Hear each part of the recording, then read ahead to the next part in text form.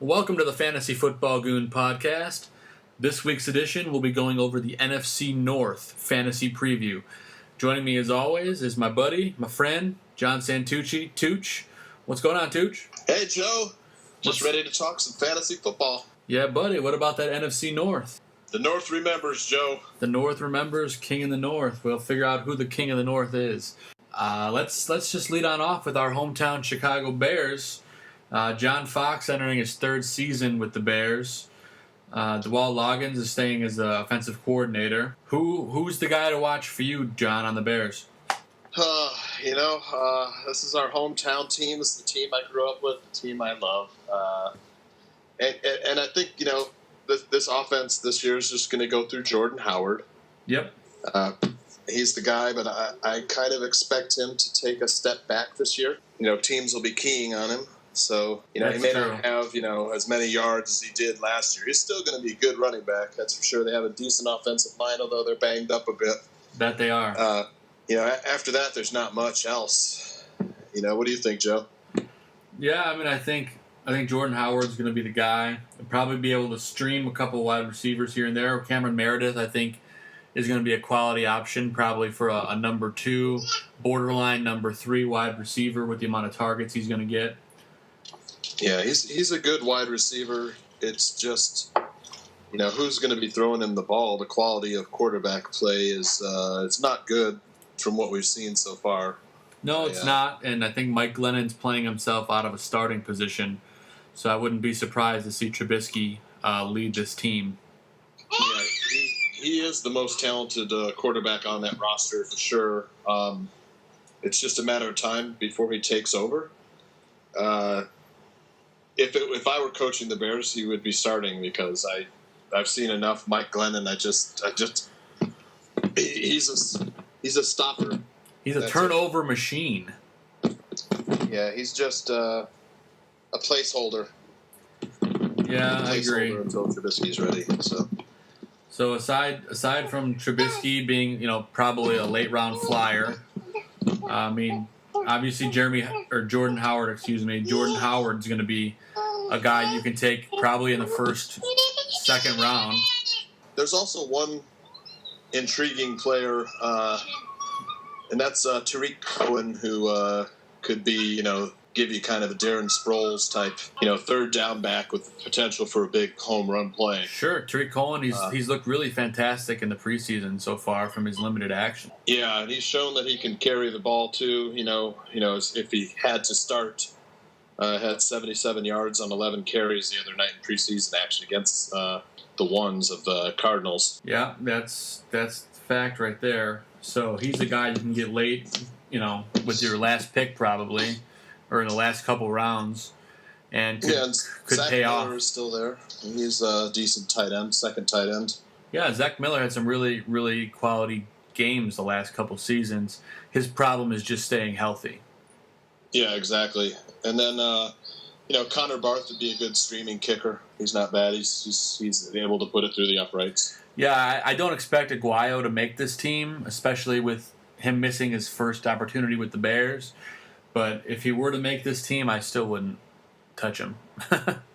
Yeah, I don't think he's going to make the team. Maybe practice squad if he clears waivers. The Bears' defense actually looks pretty good. They look fantastic. Front seven is good. They're going to surprise some people on defense who maybe were thinking that it would be an easy game. I don't think the Bears will win. I don't think they'll be over 500. But the defense is going to give some teams fits. That's for sure.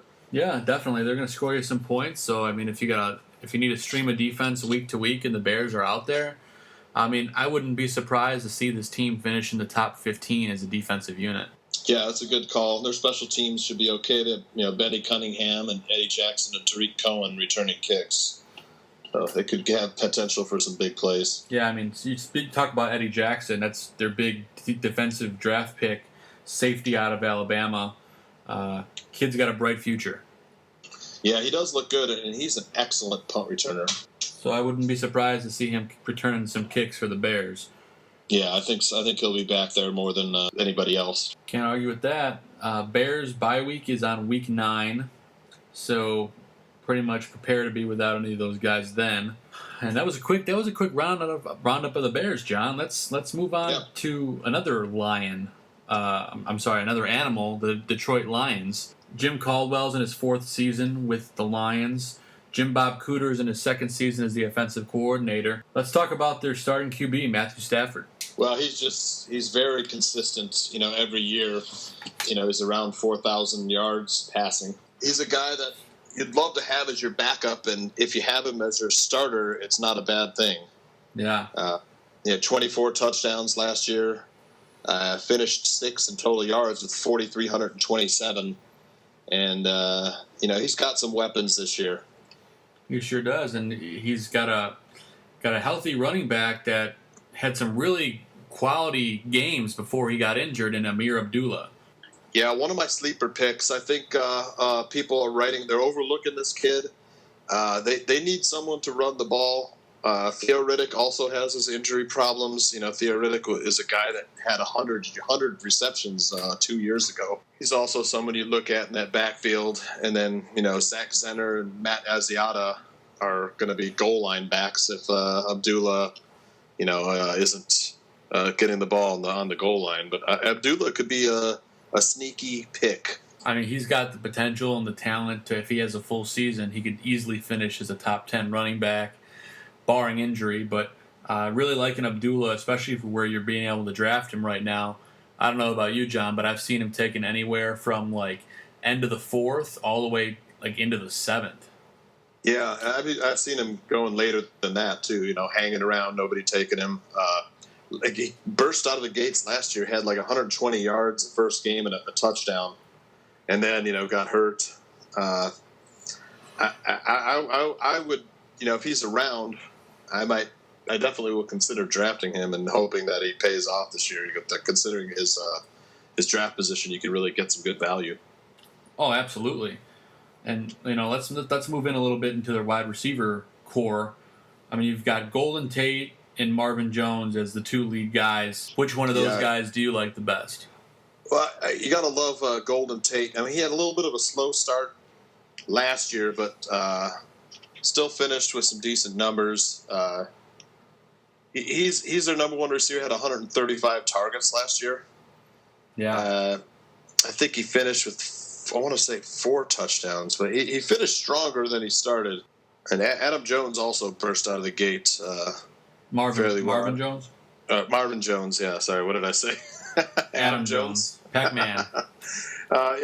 Golden Tate had 4 touchdowns last year. That slow start last year kind of slowed him down. I think he could have had more touchdowns. Mm-hmm. Marvin Jones really got off to a great start last year, then kind of disappeared. He might have been injured. He also had 4 touchdowns. Receiving yards, Tate did go over 1,000. Mm-hmm. And Jones had 930, so they're both right around 1,000 yards, and it really helps having, Matthew Stafford's big arm back there throwing. And then, of course, they drafted a promising young rookie wide receiver, and he's right in our backyard out of Northern Illinois. Yeah. Kenny Galladay. He's one to look out for because he's a really good red zone threat. He's a big man, 6'4", 218. Yeah, and he is fast, too, and he runs great routes, got great hands and good body control. He's a guy you can get with your 16th round pick. I just hope, Stafford finds him, on the week you start him. Yeah, I mean, for especially in keeper leagues, keep an eye on Kenny Galladay. Yeah, he could be, sliding into, Golden Tate's or Marvin Jones when they vacate that position. But yeah, definitely it was a good pick. And moving on to the tight end position, Eric Ebron is their starting tight end, and he's a pretty good one when he's healthy. Yeah, everybody's really high on him. Had 85 targets last year and 61 catches. Finished with 711 yards, which was kind of quiet, So, I mean, honestly, I didn't really think he had that good of a season. He did 2 touchdowns to go with that, but I can see why people are high on him now. He did give you, over 700 yards receiving. It was good for 8th overall. he was right behind Dennis Pitta and Delaney Walker. So not a bad pick if he's there. You miss out on some of the top tight ends. Eric Ebron could be, a decent number one, definitely a great number two tight end. And another thing to mention is he often fights injury as well. So if he could put together a healthy season, he could easily become a top 10 tight end, depending on how big Galladay takes away some targets from him. Yeah, and if Ebron is injured, they do have a promising young rookie at tight end named Michael Roberts out of Toledo. I really like this kid. He's big and he's fast and he's got great hands. He's like 260, 270 pounds, so he's not like your wide receiver turned tight end. 6'4", 270. Yeah, he's a legit tight end. Good blocker, great hands, runs good routes, and got some okay speed. So he's a guy that's probably the future if Ebron signs elsewhere after his contract's up. Yeah, and they also have Darren Fells, a tight end, who's more of a blocking tight end, but catches a few passes here and there. So target Ebron, and then Roberts could be a great late-round flyer. Yeah, definitely. Ebron would be a good pick. I like that pick if someone does take him at tight end.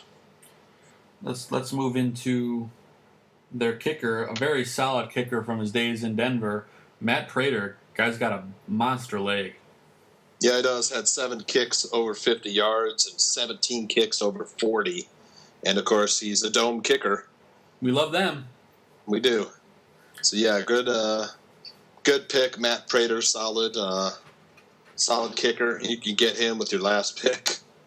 That's pretty good if you get him with your last pick. I'll take it. Yeah. Don't waste your 9th round pick on Matt Prater, though. Nope. Last round, baby. Yeah, last round. The Lions have their bye week in week 7. And let's talk a little bit about their defense. They're pretty good. Yeah, they're not bad. It's it's definitely good for streaming. I don't know if I'm drafting them, but they did have 10 interceptions last year. They're a solid unit. They have a middle of the pack schedule. I think tied for 21st easiest schedule.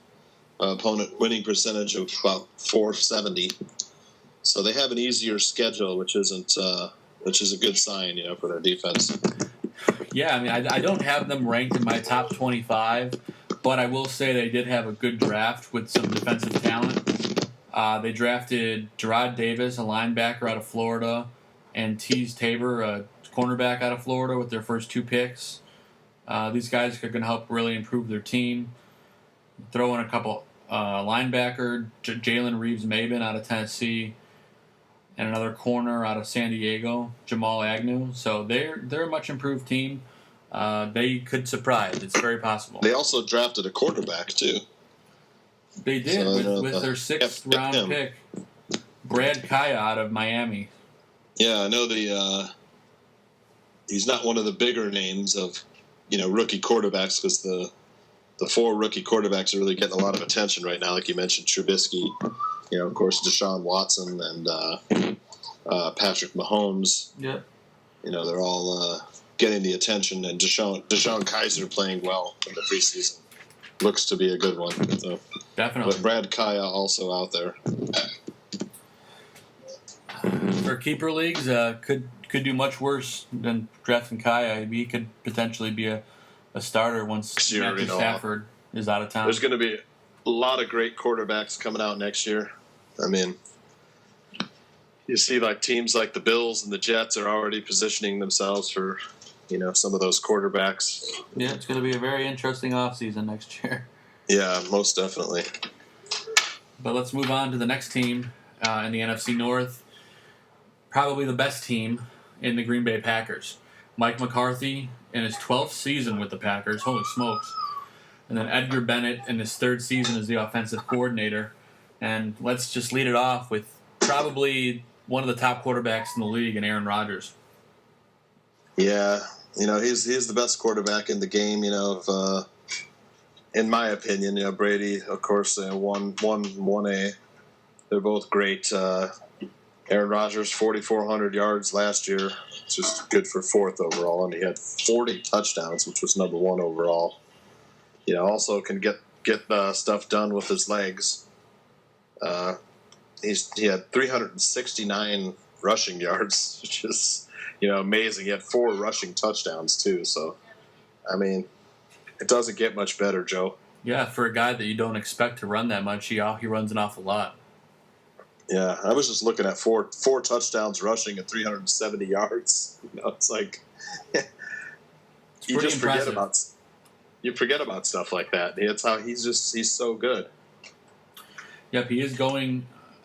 I'm seeing him going between the first and in the first round and then the beginning of the second.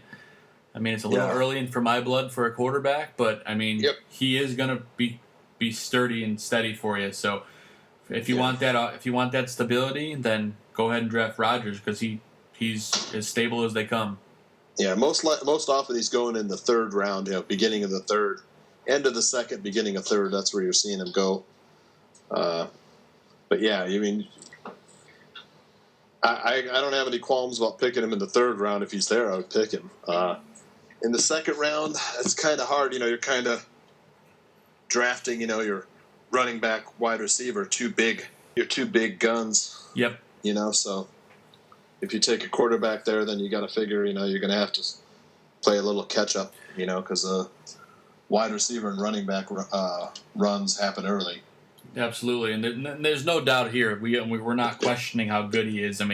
He's my number 1 ranked quarterback for the season. Obviously, we love Aaron Rodgers. Just if he's tail end of the 2nd, I can see, and then early 3rd round, then I go ahead and do it because he's going to be awesome for you. But he's got an interesting situation going on in the backfield behind him. Ty Montgomery leading the way as a wide receiver turned running back. Yeah, and he was a monster last year. Came on late. Eddie Lacy got hurt. Did have a lot of touches, for coming on so late. But he's a dual threat, catches the ball real well.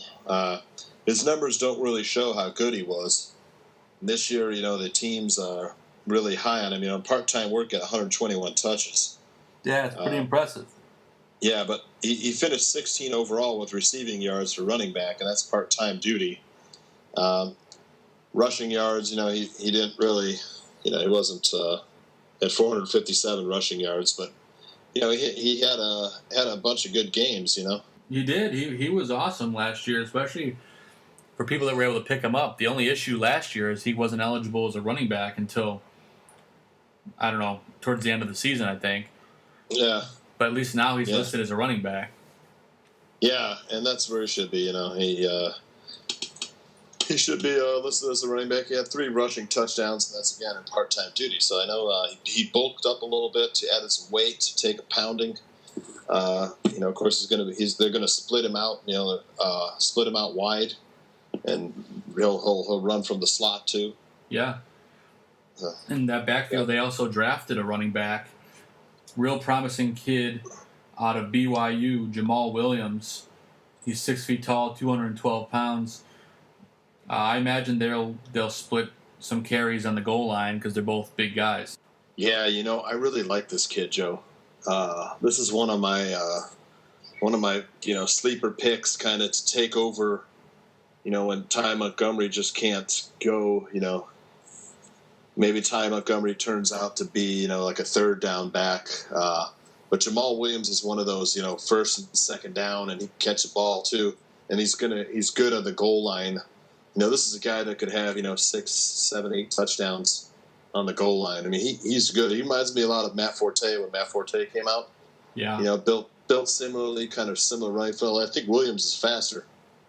But yeah, this is a good looking running back. And I'll tell you, if Green Bay gets a good running game, they definitely will be king of the North.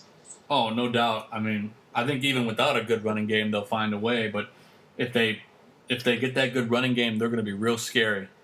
Oh yeah, we're talking Super Bowl. The defense seems to be improved. They have a fairly easy schedule. 18th in degree of difficulty.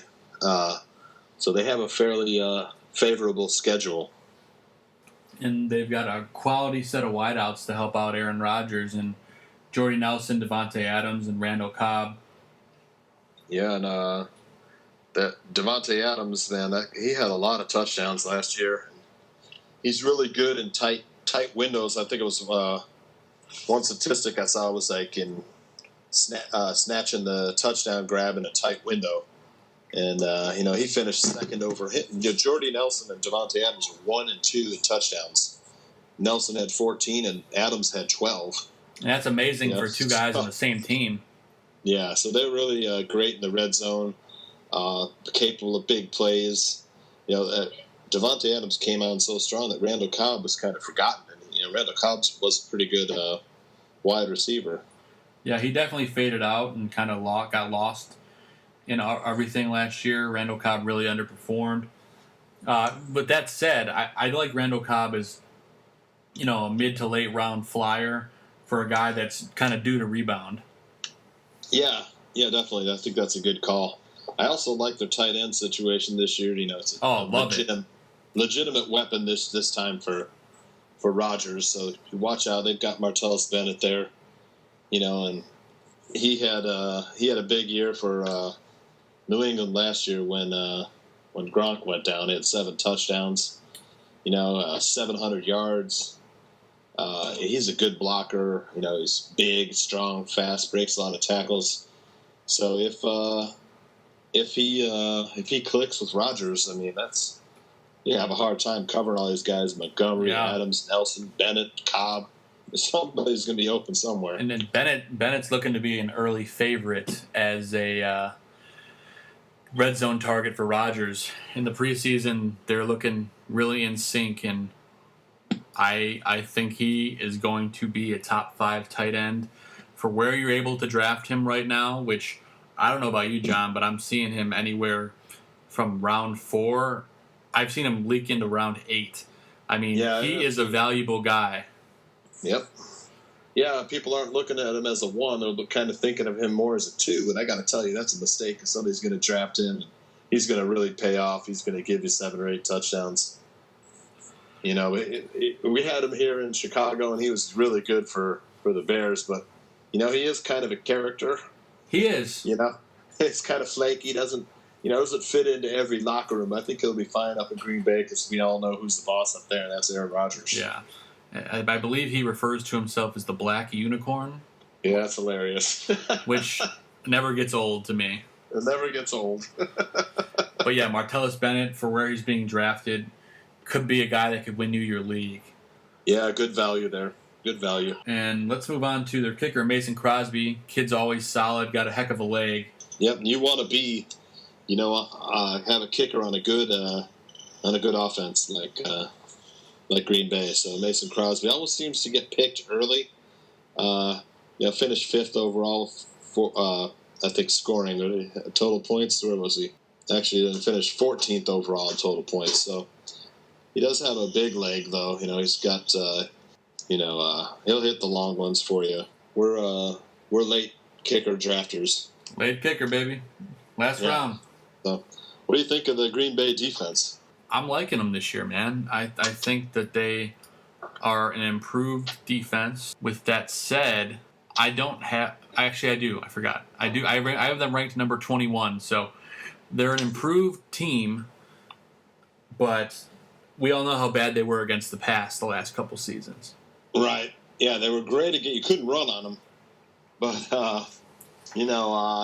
you could pass all over them. And they didn't have a good pass rush last year. I think Clay Matthews kind of was injured a little bit. Yes, he was.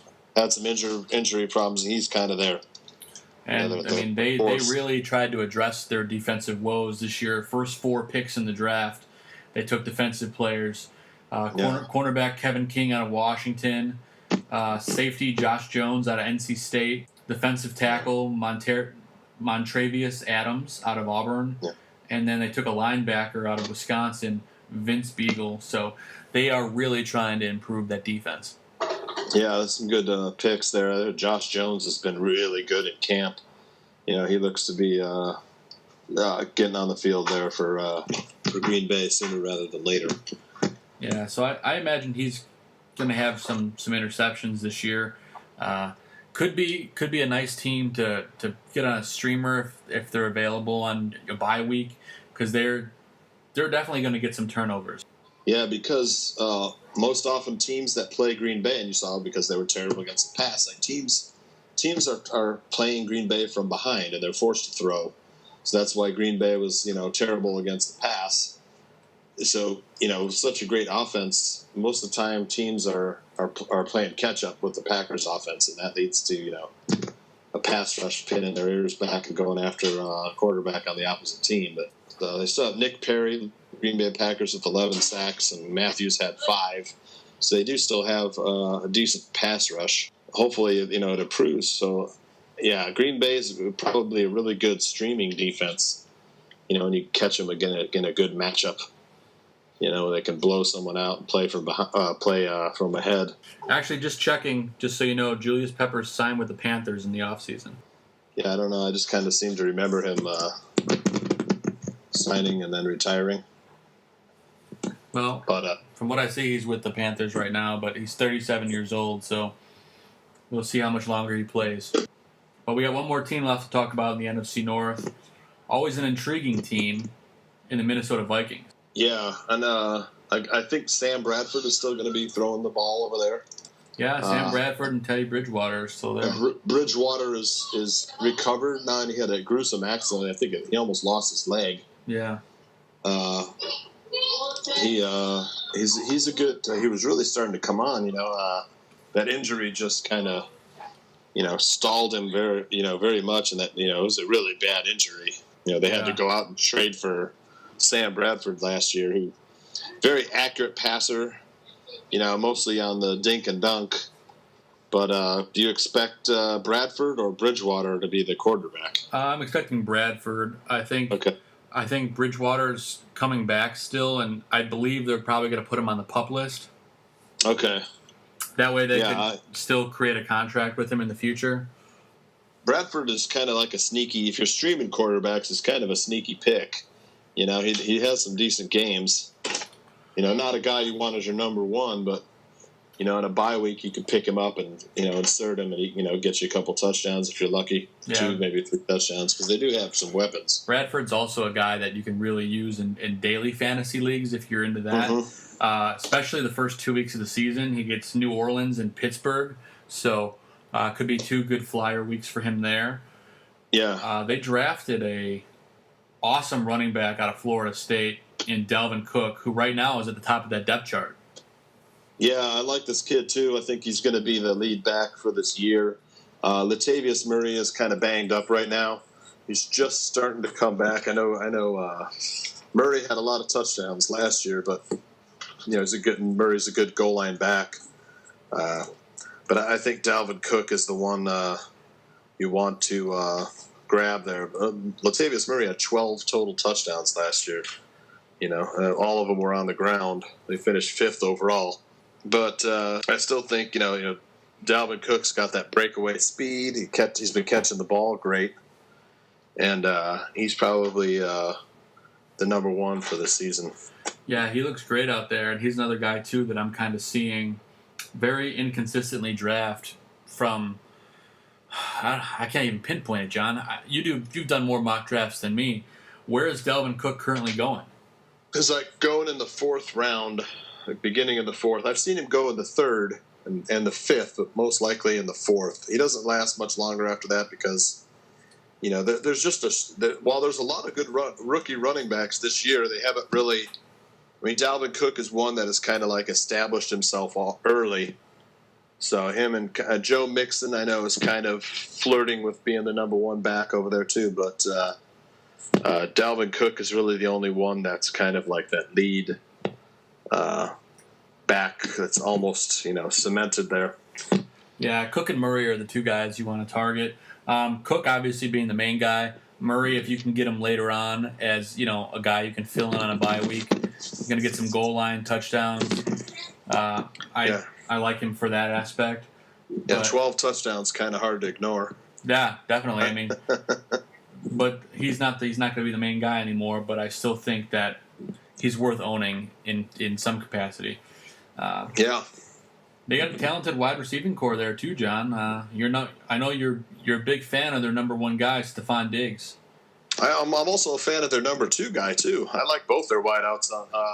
You can't Adam Thielen. He's a good wide receiver too. I mean, if you compare him, I know Diggs was injured last year. Diggs is a really good wide receiver. Diggs is young. I think he's only like 23 years old. He's been in the league like 3 years. Mm-hmm. But Adam Thielen also had a really good year.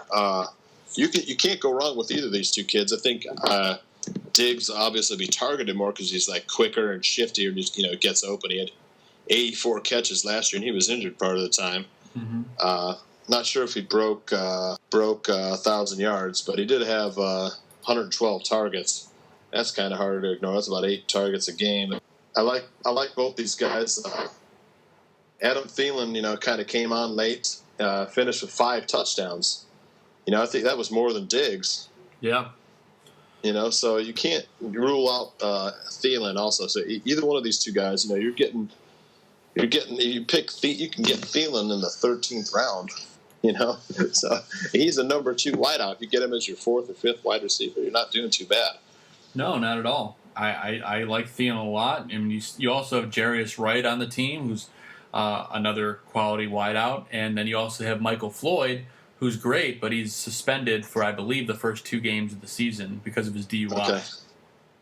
Right, so Thielen had 5 touchdowns and Diggs had 3. You kind of seem to, think of Diggs as having, the better year, but also Diggs had 903 yards, Thielen had 967 yards, so both those guys are flirting with 1,000 yards. So both of them are, potentially 1,000-yard receivers. Yeah, I think Diggs is a number 1 borderline number 2 guy, and I like Thielen. I like Thielen as a solid number 2 with the potential to be a quality number 1. Yeah, these guys you can plug in. If you have either one of those guys as your 3rd or 4th wide receiver on your team, you're in good shape. Yeah, I'm with you 100%. And I also forgot to mention the Vikings did draft a wide receiver out of Miami and Stacy Coley, 6 feet tall, 195 pounds. I don't know much about him, but that's news to me. But yeah, I think he could probably slip in there as their third wide receiver. Him and Jarius Wright will be fighting for that third wide receiver touches. Yeah, and you'll probably see him on special teams too, I would imagine, maybe returning kicks or something like that. But yeah. Let's talk about their tight end situation, a guy who every year I think is going to break out, and he kind of did last year, and Kyle Rudolph. People just forget about him, and he was number 1 overall with 132 targets, finished 3rd overall with 83 catches, and 4th overall with 840 receiving yards. Also threw in 7 touchdowns. So, I mean, this guy was a top 4 tight end, Might even say top 3 last year. Yeah, I mean, he's got a great rapport with Sam Bradford, too. I like Kyle Rudolph. He's another one of those guys, like you said, who consistently goes under the radar. And if you can get him later on, like I'm seeing him generally around the 5th round, I would say, maybe 6th round. But for that area, you can't beat it. Definitely 5th round. I've seen him more often going now because people are just, once those big tight ends go, they're scrambling to catch, another one. And what's ironic is that he is one of those big tight ends. He is. He is one of the top tight ends, and people underestimate him every year. And if you get him as your number 1 tight end, you'll be real happy. I couldn't agree with you more. They got a new kicker in Minnesota. Blair Walsh is out of town. He's in Seattle. Now they have Kai Forbath. Right. I don't know who he is, but I'm not really looking at their kicker. They don't play in a dome anymore, correct? I don't believe so. Is it, or is it like a retractable roof now? I don't know. I know maybe it's a retractable dome. I don't really pay attention to that, but I'm not really looking at Kai. Are you? No, I don't. I mean, he's had a pretty decent career. I mean, if I need to plug him in on a bye week, then that's fine. But I'm not looking to go out of my way to draft him. Right. But yeah, I would avoid Kai. Their bye week is in week 9 for the Vikings. But let's talk about that defense. They've got a special defensive unit. They do, but they're missing one piece that made them special. That's Cordero Patterson, who was the kickoff return threat, guy who'd take it 100 yards to the house. He's in Oakland now. But still a solid defensive unit. The special teams is going to suffer because of, missing Cordero Patterson. But the defense is still very good with, great pass rush, good cornerbacks and safeties. So yeah, they're one of the top defenses. They usually like one of the 5th or 6th defenses off the board. Yeah, I have them ranked number 3 at my defensive units. Okay. They drafted quite a few defensive players too this year. They drafted a defensive tackle out of Iowa and Jaleel Johnson, who's fantastic. Yeah. 6'3", 316 pounds, big man. Yeah, he's a good one. And inside linebacker Ben Gedeon out of Michigan. He's a special player as well. So I think they're going to be quality additions to this team. And this Vikings team is, about as good as you can get at the defensive special teams. Yeah, it's a quality unit if you get them. Also, they have a fairly easy schedule. They're like the 27th hardest schedule, so the 5th easiest. Opponent winning percentage of .453. So you have a decent schedule for Minnesota. Yeah, I'm loving the Vikings, especially the defensive unit. Wouldn't be surprised to see them take a wild card spot if they can put together a quality season. Yeah, they've made some improvements, especially the running game. That's going to be key with Dalvin Cook. It's going to be an interesting division. We both think that Green Bay will be the king of the North, but yeah, Minnesota is knocking on that door. Minnesota started strong last year, faded down the stretch. Remember, Green Bay started kind of slow. I think after 10 games, Green Bay was 4-6, and then they made a run after that, all the way to the NFC Championship. Turned out to be a pretty special season last year for them. Yeah. Well, the NFC North is going to be fun to watch. See what our Bears do with the young team. It's that covers all the NFC North. Thanks for tuning into the Fantasy Football Goon podcast. Check us out on Facebook. Give us a like. Follow us on Twitter at FFBGoon. And visit our website, fantasyfootballgoon.com. We put up our rankings every week, and we answer all questions all season long. Tooch, thanks as always for joining me, buddy. It was my pleasure, Joe. Looking forward to talking the AFC North next. Yep, sounds like a plan. You guys tune in, and we'll have that for you early next week, and we'll continue our division rundown. Take it easy, guys. Have a good one.